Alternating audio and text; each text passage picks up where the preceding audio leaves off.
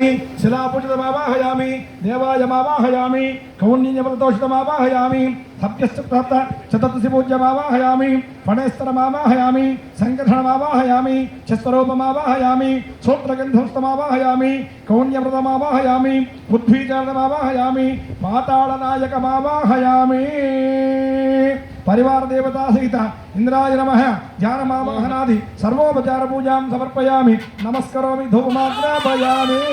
దివ్యమైన దేవేంద్రుని ఆరాధన చేస్తూ ఉన్నారు, ఉపచారాలు చేస్తూ ఉన్నారు. యయాతి మహాపుణ్యం అంతా చేసి ఇంద్రుడితో మాట్లాడే అవకాశం కలిగింది. ఆయన కలిగినప్పుడు అడిగాట, మహాపుణ్యాత్ముడివి, తపస్సు ఇంతకుముందు ఎవరన్నా చేశారా అంటే, నాకు ముందు తరాల వారు కానీ వెనక తరాల వారు కానీ నేను చేసిన తపస్సు ఎవరూ చేయలేదన్నాడు. పోయింది, పుణ్యమంతా పోయింది, పో, మళ్ళీ భూలోకానికి వెళ్ళిపో అన్నాడు. చూడండి, మనం పొగుడుకుంటూ ఉంటాం, నేను అచ్చేసా ఇచ్చేసాను పగలు తీశానని, మొత్తం పోతుంది పుణ్యం.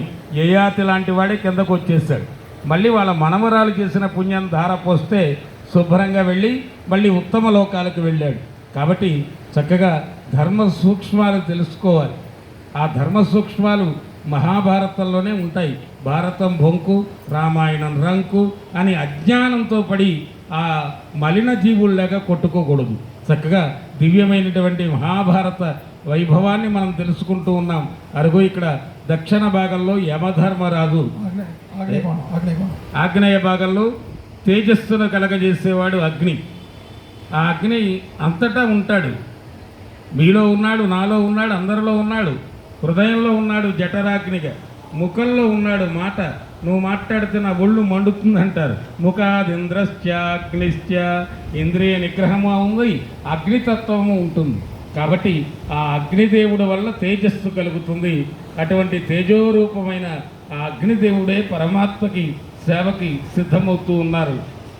మేషవాహం సమారూఢం సవ్యావృతం వ్యాపకపురుషం దేవతేజోభూషితం ఓం అగ్నందోతం నృణీమహే హోతారం విశ్వవేదసం పరివార దేవతాస్తే అగ్నయే నమః. ఓం సహస్రాక్షమావాహయామి, ఓం అఖిలధారమావాహయామి, ఓం సర్వీకృతమావాహయామి, ఓం సహస్రబద్ధ సంపూజ్యమావాహయామి, ఓం కేతకీకృతం ప్రేమావాహయామి, ఓం సహస్రబాహమావాహయామి, ఓం సహస్రమావాహయామి, ఓం సృజన ప్రేమావాహయామి, ఓం భక్తదుఃఖమావాహయామి, ఓం శ్రీమతే మావాహయామి, ఓం భవసాగరతామావాహయామి, ఓం యమునా తీర్థసదృష్టమావాహయామి, ఓం సర్వనాగేంద్రవందితమావాహయామి. సర్వోపచార పూజాం సమర్పయామి. పరివార దేవతా సహిత అగ్నయే నమః ధ్యానమావాహన సర్వోపచార పూజాం సమర్పయామి ధూపమాగ్రాపయామి. దివ్యమైన ఆ అగ్నిదేవుడు స్వాహ స్వధ సమేతుడై ఉంటాడు. శుభకార్యానికి ఆయనే, అశుభకార్యానికి ఆయనే. ఇక్కడ శుభకార్యాల్లో స్వాహ అంటారు, అదే పితృదేవతలను పూజ చేసేటప్పుడు స్వధ అంటారు. అంటే పత్ని సమేతుడై భగవత్ సేవలు అందుకోవాలి. ఆయనకి ఇద్దరు భార్యలు అంటే మనం కూడా ఇద్దరు ప్రయత్నాలు చేయకండి, చాలా కష్టం. అక్కడ స్వాహ స్వధ ఉన్నావిడికే ఆ పేర్లు రెండు ఉంటాయి. లక్ష్మి వేరు, అలక్ష్మి వేరు కాదు.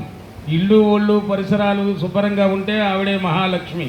కలహాంకురాని పోట్లాడుకుంటూ ఉంటే ఈవిడే జ్యేష్ఠాదేవి అవుతుంది. అంతకంటే వేరే ఏం కాదు పురాణ కథలు.